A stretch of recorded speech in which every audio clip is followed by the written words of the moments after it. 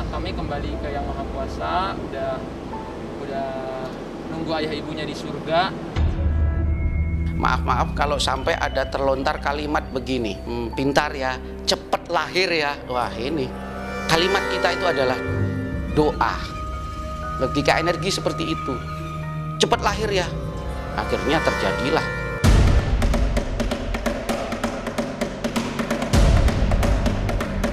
Kabar duka hadir dari pasangan Aurel Hermansyah dan Atta Halilintar.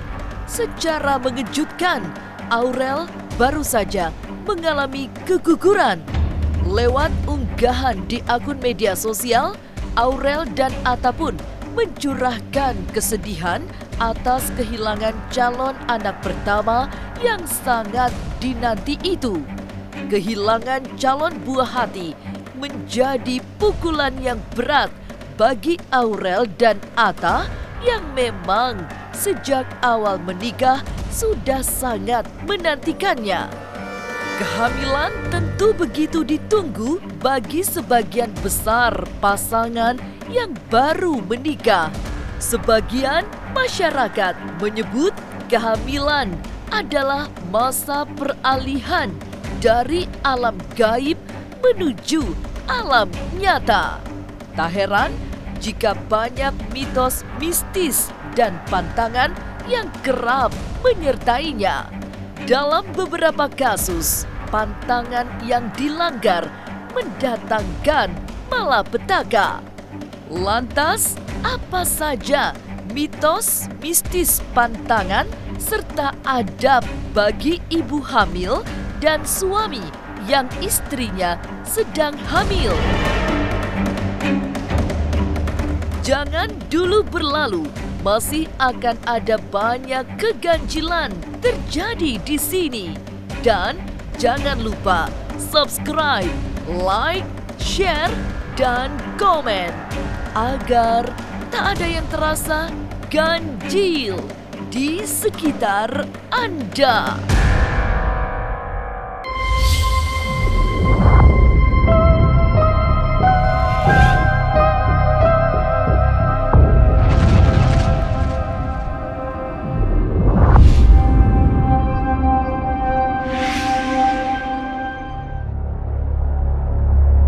Kabar kehamilan Aurel Hermansyah yang menghebohkan seperti meniti anti klimaks yang tragis ketika janin di rahim istri Atta Halilintar itu dinyatakan keguguran. Kabar tentang Aurel keguguran membuat kehebohan baru yang seperti menutup semua cerita dari panggung hiburan. Berbagai spekulasi terjadi, tapi kesedihan sudah pasti diresapi Atta secara sangat mendalam, juga bagi keluarga besar mereka. Anak kami kembali ke Yang Maha Kuasa, udah nunggu ayah ibunya di surga.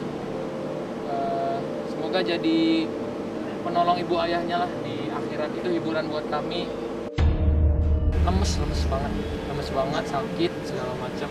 Susah deh saya ceritanya. Kalau Allah mau anak kami sekarang bersama, menunggu kami di akhirat. Kalau memang rezekinya ada, kalau nggak rezekinya mungkin nanti bakal digantikan lebih baik atau gimana, kita nggak tahu. Jadi kita berdua lagi belajar ikhlas apapun yang terjadi. Masih ya, kalau dibilang terpukul ya pasti. Kalau terpukul pasti ada terpukul, karena kan sakitnya berkaitan. Memang nggak gampang. Jadi memang dari sekarang harus keikhlasannya harus dibangun. Susah sih ngomongnya. Aku sendiri masih merinding, masih nggak tahu lah ya. Kalau itu memang rezeki menjadi anak pertamaku ya insya Allah. Tapi kalau memang ada apa-apa, memang itu harus dia kembali sama Tuhan ya memang udah apa ya, udah nasibnya. Sebuah kehamilan memang merupakan fase paling penting bagi seorang wanita. Meski zaman terus berkembang, ternyata masih ada mitos mistis seputar kehamilan yang beredar di masyarakat.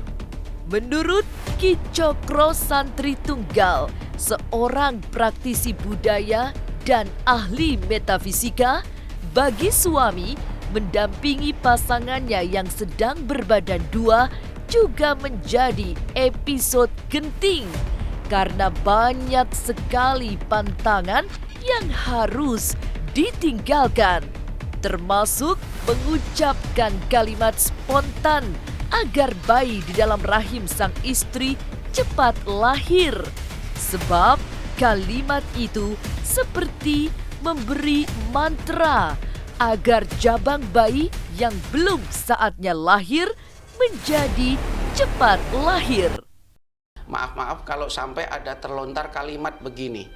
Sudah ya, baby ya, yang ini ya, pintar ya, cepat lahir ya. Wah, ini adalah kalimat yang sangat tabu. Nah, ini kalimat yang sangat tabu yang tidak boleh kita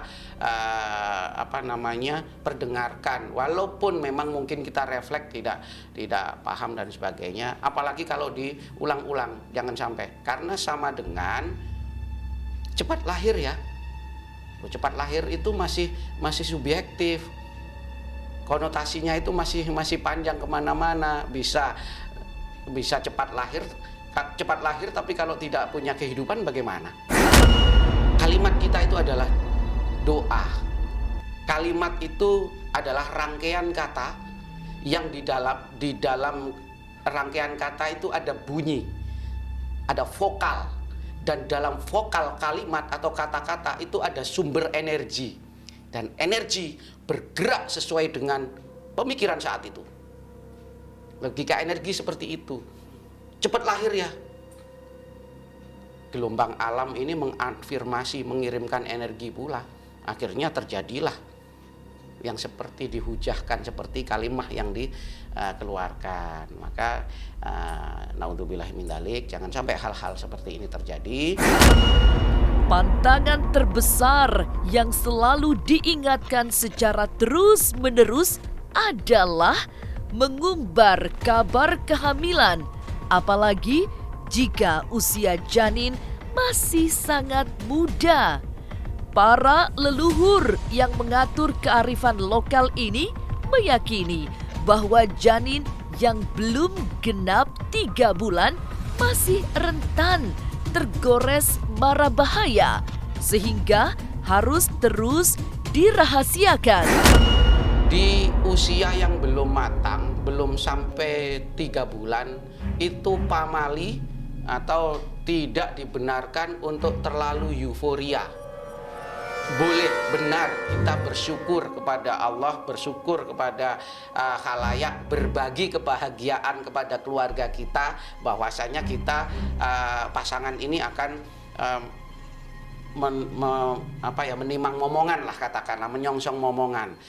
Boleh kita mengekspresikan rasa syukur dengan mengatakan kepada orang tua kita, saudara-saudara kita, intinya hanya orang tua dan saudara-saudara inti atau sahabat-sahabat karib saja. Tapi tidak dibenarkan kemudian terlalu euforia, terus di blow up kemana-mana, bilang, karena ini termasuk juga sudah jumawah. Karena memang euforianya mereka tuh kan habis persiapan pernikahan, honeymoon dan lain-lain itu kan capek, dan excitednya mereka sehingga menyampaikan sesuatu yang sebetulnya memang masih kemungkinannya kecil karena usianya baru 4 minggu, belum 4 minggu.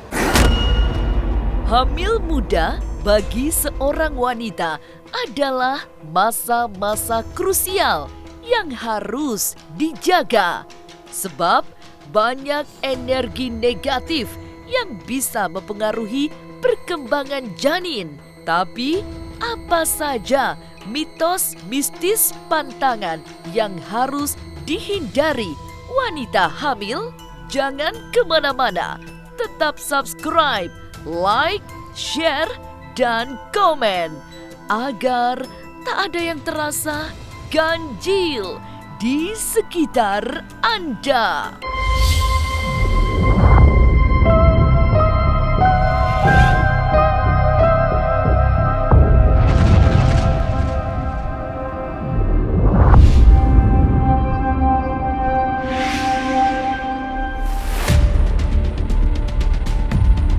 Kabar kebahagiaan tentang kehamilan seseorang hanya boleh dilakukan setelah usia janin di dalam rahim sudah di atas 3 bulan. Apalagi setelah calon jabang bayi sudah diritualkan dalam upacara adat 3 bulanan. Selain tidak boleh diumbar-umbar kabar, masih menurut Ki Cokro Santri Tunggal, pada usia kehamilan yang masih muda, pantangan lain adalah mengumbar kebencian. Maka nggak boleh kan dalam seorang ibu mengandung itu menyemaikan rasa kebencian kepada seseorang. Benci kepada seseorang, makhluk atau orang lah, katakanlah orang itu misalkan cacat swing gitu, dia kayak nggak seneng gitu. Hati-hati, harus cepat istighfar. Kenapa? Karena nanti bisa anaknya kemudian lahir seperti tersebut. Nanti kira-kira boleh di blow up nanti kalau sudah usia misalkan 3 bulanan. 3 bulanan itu boleh tuh di blow up tuh gitu. Artinya memang itu sudah kuat. Keadaan janin sudah kuat dan saatnya kita berbagi kegembiraan, kebahagiaan dan memohon doa pada khalayak.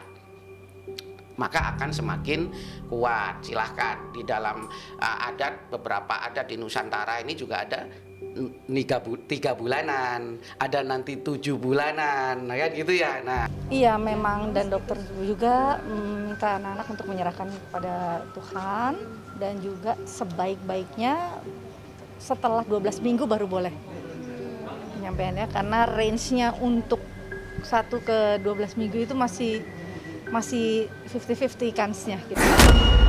Kehamilan, terutama bagi orang Jawa, adalah fase sangat genting yang semestinya dilewati dengan lebih banyak bertitera.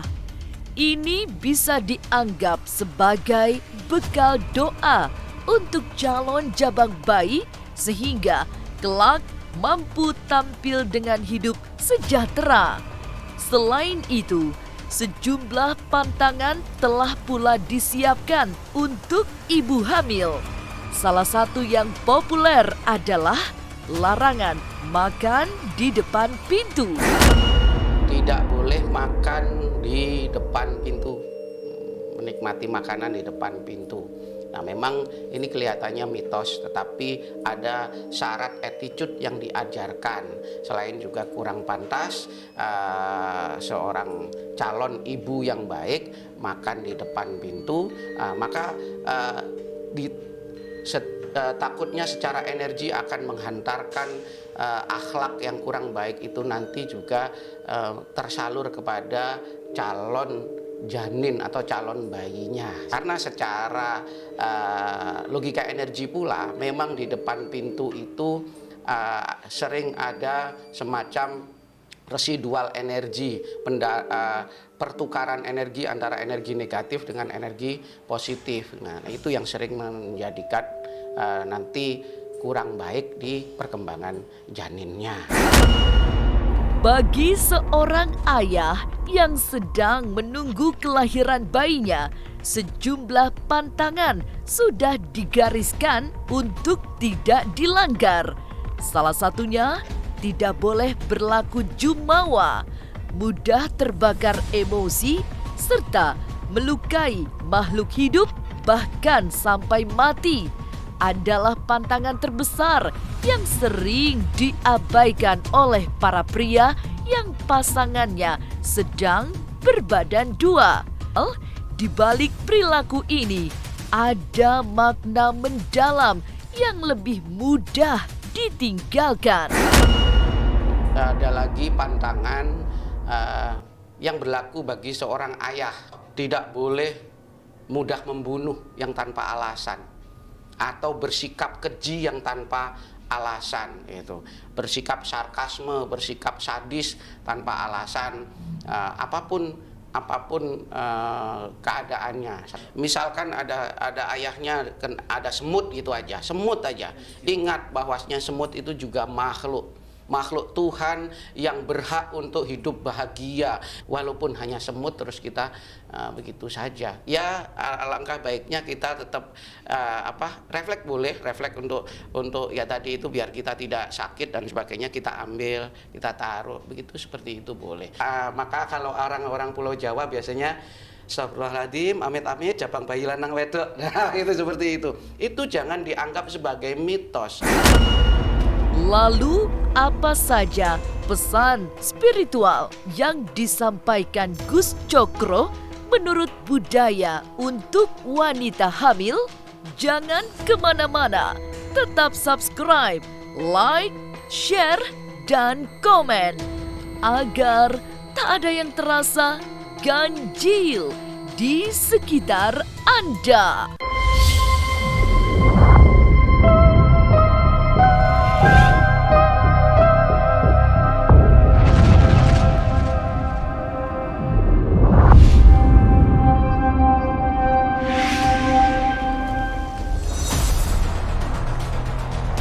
Pantangan lain yang sering dianggap nyeleneh adalah larangan keluar rumah pada senja hari atau tepatnya sebelum kumandang azan maghrib. Larangan ini tidak main-main karena ancaman yang didapat seseorang adalah bagian dari hukuman yang berat. Tidak boleh mudah keluar rumah, apalagi di jam-jam surup. Ya, surup itu petang menjelang maghrib. Nah, itu ya karena itu perpindahan, sirkulasi energi. Nah, notabene memang di jam-jam seperti itu keluarnya energi negatif, keluarnya hal makhluk-makhluk astral. Maka sering terjadi hamil anggur.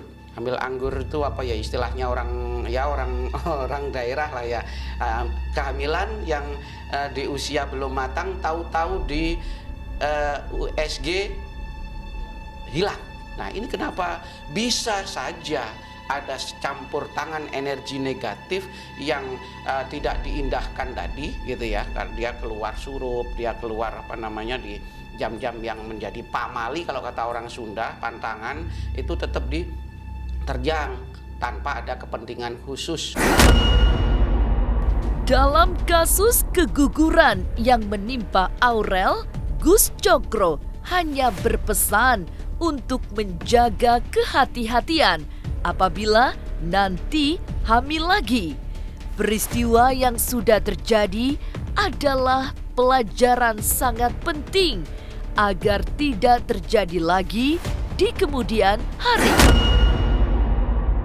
Jangan takut, insya Allah biasanya kalau sudah mulai habis keguguran, kemudian habis dikuret, kan kita bersih-bersihkan, insya Allah nanti adalah masa-masa subur. Nah, saat masa-masa subur itu galanglah sebuah doa yang baik, energi positif yang baik, lalu kemudian kemarin menjadi iktibar atau pembelajaran. Ya ini kita mau ini dulu mencerahkan pikiran dulu. Tadi juga mestinya ada beberapa pekerjaan, tapi kita nggak bisa kerja dulu, masih pilu ya hatinya. Iya, teringat terus, jadi belum masih traumatiknya masih ada lah. Jadi mentality juga kita lagi down, lagi gampang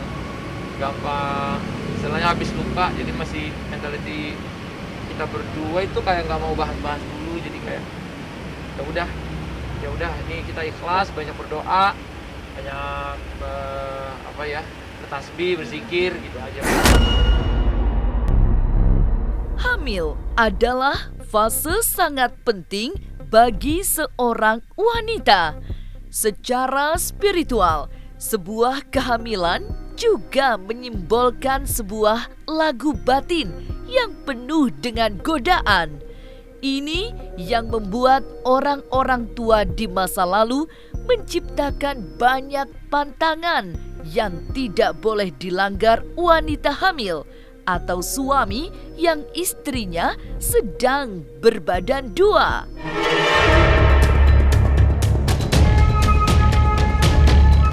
Inilah Ganjil yang akan menguak berbagai misteri di alam nyata dan tak kasat mata.